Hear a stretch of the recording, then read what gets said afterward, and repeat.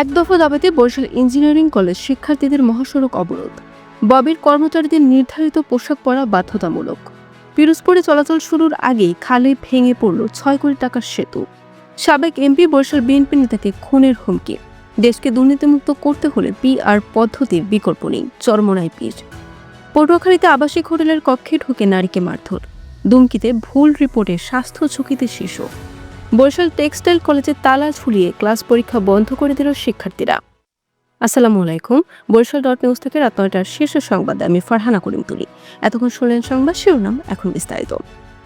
ঢাকা বিশ্ববিদ্যালয়ের অধিভুক্তি কাঠামো বাতিল করে বাংলাদেশ ইনস্টিটিউট অব টেকনোলজি মডেলের আদলে স্বতন্ত্রতা নিশ্চিতের এক দফার দাবিতে বরিশাল ভোলা মহাসড়ক অবরোধ করে বিক্ষোভ করেছে বরিশাল ইঞ্জিনিয়ারিং কলেজের শিক্ষার্থীরা। বৃহস্পতিবার বেলা ১১টায় বরিশাল ভোলা মহাসড়কের উপর প্রতিবন্ধকতা সৃষ্টি করে।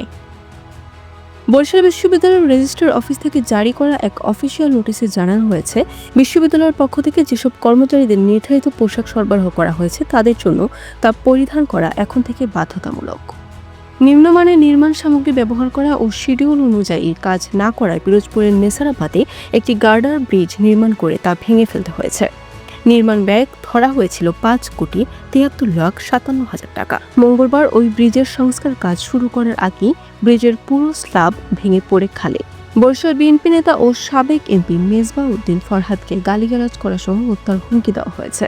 হিজলা মেহেন্দিগঞ্জ আসনের সাবেক ওই এমপি গাজীপুরের অবস্থানকালে বৃহস্পতিবার অপরাহ্নে মুঠোফোনে হুমকি দেওয়া হয়। এই হুমকি প্রদানের ঘটনায় বৃহস্পতিবারই আইনগত ব্যবস্থা গ্রহণ করেছেন তিনি।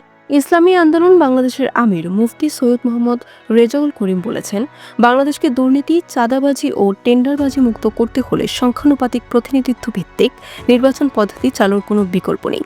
বৃহস্পতিবার দুপুরে পিরোজপুরে এক সমাবেশে প্রধান অতিথির বক্তব্যে তিনি এসব কথা বলেন। পটুয়াখালী শহরে আবাসিক হোটেলের কক্ষে ঢুকে এক নারীকে মারধর করেছেন এক যুবক।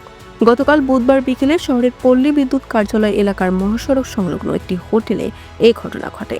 পরে ওই ঘটনার ভিডিও সামাজিক যোগাযোগ মাধ্যমে ফেসবুকে ছড়িয়ে পরে পুলিশ হোটেলের ব্যবস্থাপক সহ ৩ নারীকে উদ্ধার করে থানায় নিয়ে আসে।